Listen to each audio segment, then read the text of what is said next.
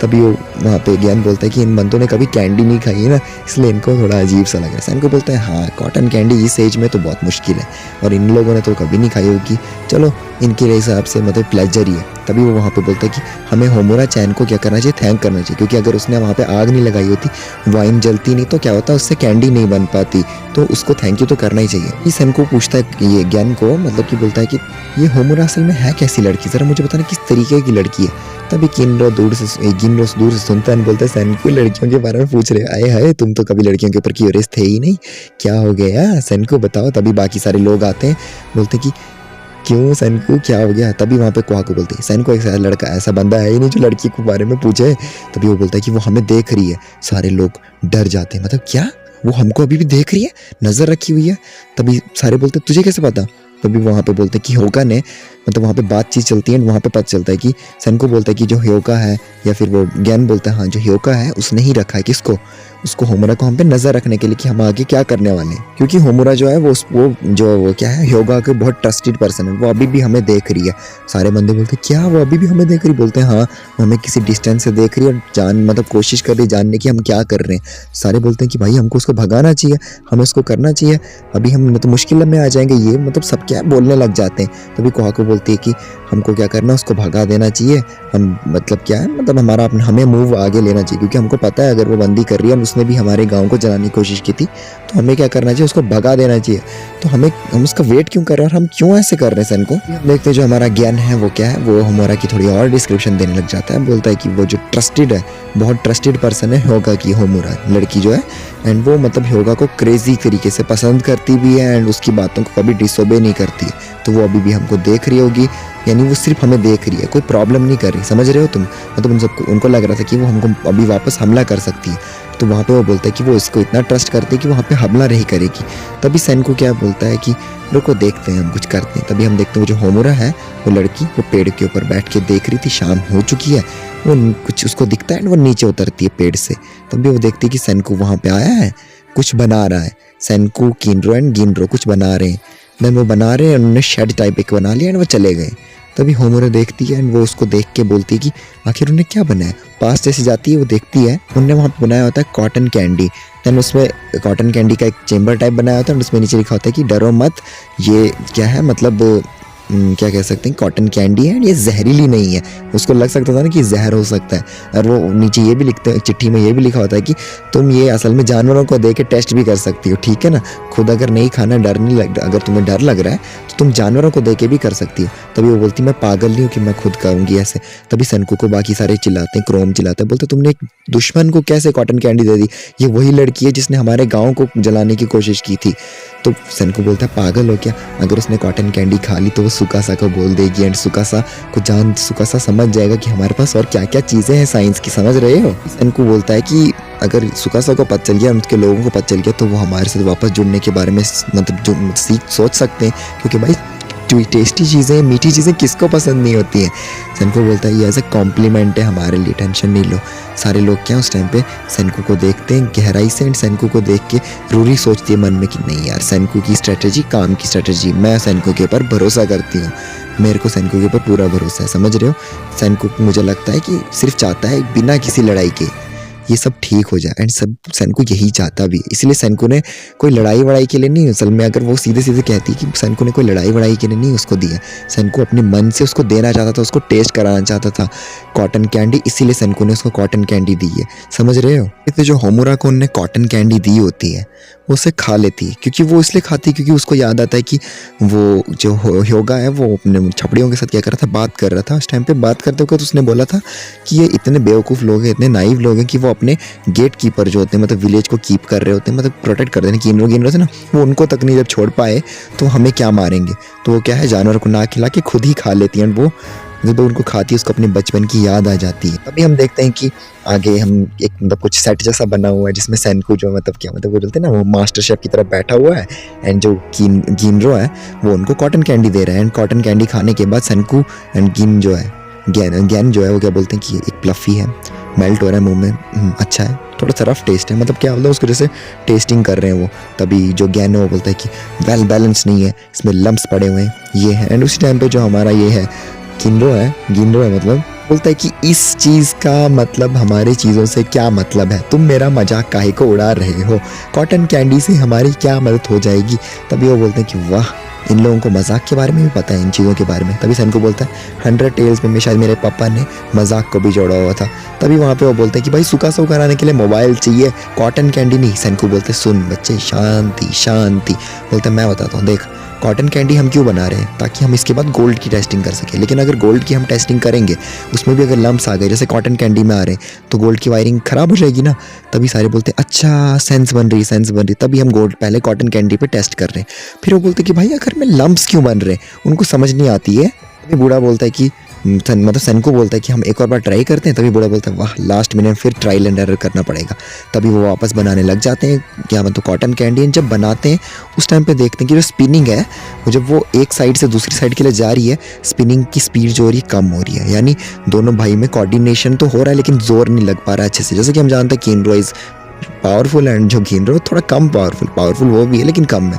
तो वहाँ पे स्पीड को क्या कर रहे हैं, कम करें। कोहाको बोलती है ओ भाइयों जोर लगाओ, भाइयों का पावर। तभी वहाँ पे हमारा जो क्रोम है वो भी आइडिया देते कि हम लंबी रोप ले लें 1 किलोमीटर दूर। तभी बोलते हैं हम मर जाएंगे। तभी बूढ़ा बोलता है हम वो जो हमने जनरेटर का स्पिनिंग बनाया उसका इस्तेमाल करें। सन को बोलते हैं वो स्लो हो जाएगा। तभी बोलते हैं फिर हम क्या करें, विल पावर लें, करें क्या, आइडिया सोचो, क्या मैं टर्न लें, ये लें, वो लें। तो अभी वो हमारे जो विलेज का जो ओल्ड चीफ है वो आता है, वो बोलता है कि हमारे को क्या सर्दियाँ आ रही हैं एंड हमें क्या है गाँव के लिए क्या खाना वाना भी इकट्ठा करना है। तो हमें क्या करना है, उस चीज़ पे पहले फोकस करना है। और हमारे पास सारे लोगों को हम साइंस के ऊपर तो नहीं लगा सकते ना। तभी सन को बोलता है हाँ ये बात तो है। तभी उस टाइम पे ज्ञान बोलता है कि यार अगर हमारे पास रिवाइवल फ्लूइड होता तो हम क्या करते और लोगों को ज़िंदा कर लेते हैं, हमारे पास क्या हो जाता है, इशू ही नहीं बचता इन चीज़ का। तभी लेकिन हमारे पास रिवाइवल फ्लूइड भी नहीं है ना, तो हम क्या करें। तभी सन को वही अपनी खतरनाक हंसी हंसता है मतलब, एंड बोलता है कि यानी हमें एक चीज़ बनानी पड़ेगी, एक बहुत मुश्किल चीज़ जो हमारा सुपर शक्तिमान क्राफ्टमैन केसाकी ही बना सकता। तभी हम देखते हैं कि वो कुछ बना रहा है एंड वो क्या बना रहा है क्या हमें भी नहीं पता। सन को बोलते हैं ये एक रेवोल्यूशनरी चीज़ है, हम बना रहे हैं गियर मतलब गियर होता है ना किसी भी चीज़ में हम डालते हैं, जैसे कि कोई भी हमारे पास राउटर हो गया, कोई भी चीज़ इसको स्पिन कराने में इजी हो जाएगा। एक गियर से हम बहुत कुछ कर सकते हैं। तभी सन को बोलते हैं गियर बना रहे। सन को बोलते हैं गियर को हमें क्या करना, यूज़ करने के लिए कोहाकू के शील्ड की ज़रूरत पड़ेगी जो 10 बिलियन% राइट शेप है गियर के यूज़ के लिए। तभी कोहाकू बोलते हैं, सारे बोलते हैं कि वाह मतलब ये चीज़ सच में काम कर पाएगी। गिनरो बोलते हैं कि ये तो वही शील्ड है ना जो हमारे ओल्ड चीफ को तब मिली जब उनने ग्रैंड बाउट जीता था, मतलब ये उनसे, और उनने अपनी बेटी को दी थी। तभी हम देखते हैं जो बेटी को दी थी क्या है, उसके कानों में मतलब बजने लग जाता है ओल्ड चीफ के। एंड वो उसको याद आता है कैसे उसने ग्रैंड बाउट जीता था एंड कैसे उसने ग्रैंड बाउट जीतने के बाद उसको मिली थी शील्ड। एंड उसको शील्ड उसकी बेटी ने बोलता पापा ये कितनी अच्छी है, क्या ये मैं ले लूँ। उसने अपनी बेटी को बोला था बेटी तुम ले लो, तुम्हें अगर इतनी अच्छी लग रही है। फिर उसने बोला थैंक यू पापा।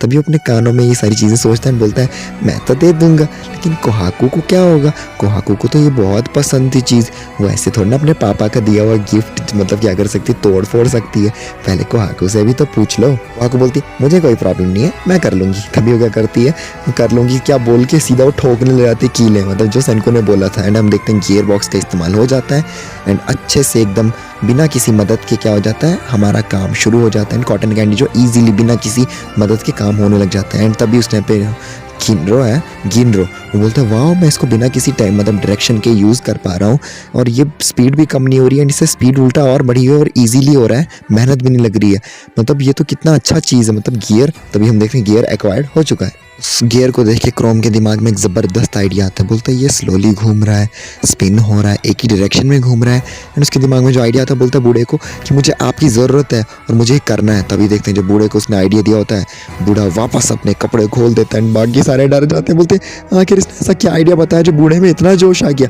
तभी कोहाकू बोलती है मुझे तो कुछ गड़बड़ लग रही है, क्रोम ने कोई गलत आइडिया बताया, बूढ़ा पगला चुका है। सन को बोलता है नहीं वो मेरा शागिर्द है, मुझे उस पर पूरा भरोसा है। तभी वहाँ पे ज्ञान बोलता है कि भाई नहीं मिस्चीफ बंदा है लेकिन वो कर लेगा। तभी देखते हैं कि भाई उनके पास वो जो रस्सियाँ हैं गोल्ड की वो बन चुकी हैं। बोलता है कि अब तुम्हारे पास मतलब बहुत ज़्यादा काम है, करो काम, मतलब इतना काम हेलिश वर्क। तभी वो बोलती है नहीं यार हमें उतना भी मुश्किल नहीं है, मतलब उनने जो रस्सियाँ मिली उनको क्या उसके वायर बनानी है गोल गोल घुमा के। कोहाकू बोलते हैं आखिर कितना भी वर्क होगा, हमें वैसे कितनी लंबी रस्सी बनानी है, सन को ज़रा ये बताना। सन को बोलते तुम्हें बहुत काम करना पड़ेगा इन गोल्ड थ्रेड के साथ, इसकी तुम्हें कॉइल्स तो लंबी चौड़ी बनानी पड़ेगी। बोलती है आखिर मुझे बताओ भी ज़रा ना, मतलब थोड़ी लंबी बनानी ज़्यादा से ज़्यादा। सैन को बोलता है अगर सोचूं तो अराउंड यहाँ से वहाँ तक हमें उस माउंटेन के ऊपर तक बनानी है। सारे पगला जाते हैं, इतनी लंबी रस्सी उस माउंटेन के ऊपर तक, पगला जाते हैं। तभी ज्ञान बोलता है थैंक गॉड कि सैनको यहाँ का चीफ है, लोग मान रहे। अगर सैनको चीफ नहीं होता तो हम मतलब काम तो होने से रहा। तभी हम देखे गांव के आधे लोग लग जाते हैं इसमें एंड किन्रो क्या है वो रस्सी बनाने में लग जाते हैं एंड तो काम स्मूथली चल रहा है अभी भी। और रात का टाइम हो गया है, काम तब भी चल रहा है एंड सुबह हो गई फिर भी काम चल रहा है। थ्रेड हो रहे हैं, बनो थ्रेड बन रहा है, रात का काम फिर चल रहा है। किन्रो जो क्रोम एंड जो बूढ़ा है वो क्या कर रहे हैं, वो अपना कुछ उनके दिमाग में आइडिया है वो कर रहे हैं। रस्सियाँ बन रही है वो, और भी मतलब बीच में क्या कर एक्सपेरिमेंट्स कर रहे हैं। लोग क्या खाना भी खा रहे हैं, मतलब सीधे सीधे दिखा रहे हैं, दिन बीत रहे हैं कैसे कैसे धीरे धीरे करके एंड काम जो इनका चल रहा है। क्योंकि भाई इनके गाँव से एक पहाड़ तक रस्सी बनानी तो बहुत लंबी रस्सी लगेगी, तो क्या है उसमें टाइम तो लगेगा। तभी हम देखते हैं क्रोम जो है कुछ मतलब 3-4 दिन बाद बहुत गिरते पड़ते। सैनको काम हो गया, मरे हुई हालत में बोलता है मुझे 3 दिन पूरे लगे लेकिन काम हो गया। आओ सैनको देखो मैंने 3 दिन में क्या बनाया। तभी सैनको जाता है दौड़ के, बोलता है आखिर इसने बनाया क्या है यार। वो देखते हैं रिवर के पास जैसे ही जाता है उसने एक वाटर व्हील बना लिया होता है भाई साहब, वाटर व्हील, जिससे मतलब उसी टाइम पे क्रोम बोलता है कि देखो हमने अभी तक जितनी भी चीज़ें यूज़ की हैं वो स्पिन कर रही थी, वो स्पिन के ऊपर बेस्ड थी और उस पर हमारा मैन पावर बहुत लग रहा था, लेकिन अब हमने क्या किया पानी की मदद से इसको स्पिन करा पा रहे हैं। तो कितना आसान है ना, कितना मज़ेदार है।